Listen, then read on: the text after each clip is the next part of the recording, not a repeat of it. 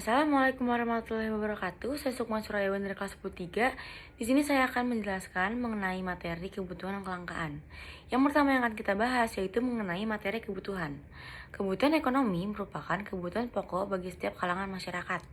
Kebutuhan ekonomi merupakan penentu kehidupan masyarakat dalam menjalani hidupnya. Banyak kebutuhan pokok seperti sandang, pangan, dan papan yang bergantung pada penghasilan masyarakat melalui kegiatan ekonomi. Ada pula macam-macam kebutuhan manusia yang harus dipenuhi, yaitu yang pertama ada kebutuhan ekonomi menurut intensitas. Kebutuhan ekonomi menurut intensitas dibagi menjadi 3, yaitu ada kebutuhan primer, kebutuhan sekunder, dan kebutuhan tersier. Kebutuhan primer merupakan kebutuhan yang paling penting atau utama agar manusia dapat melangsungkan kehidupannya. Contohnya itu seperti rumah atau tempat tinggal dan pakaian.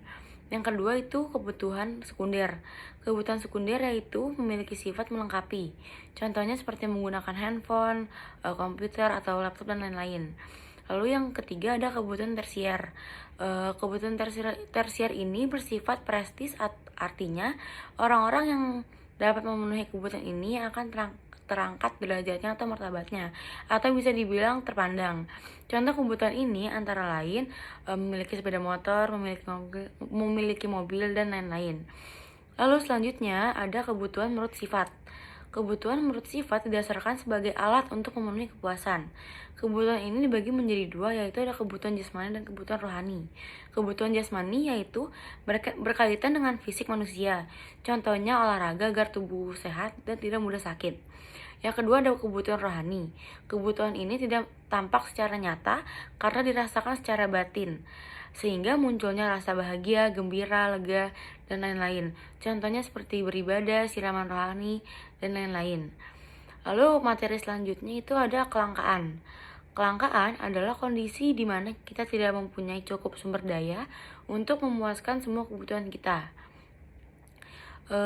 Ada pula jenis-jenis kelangkaan itu sendiri, yaitu yang pertama kelangkaan sumber daya manusia, kelangkaan sumber daya alam, kelangkaan sumber daya kewirausahaan, dan kelangkaan sumber daya modal.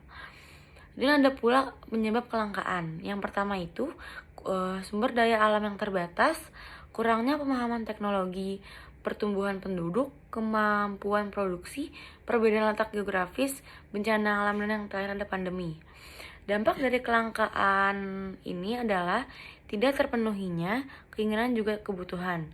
Kelangkaan membuat manusia tidak dapat memenuhi segala keinginannya. Kondisi ini membatasi mereka untuk membeli atau menggunakan alat pemuas kebutuhan. Sekian dari saya. Wassalamualaikum warahmatullahi wabarakatuh. Terima kasih.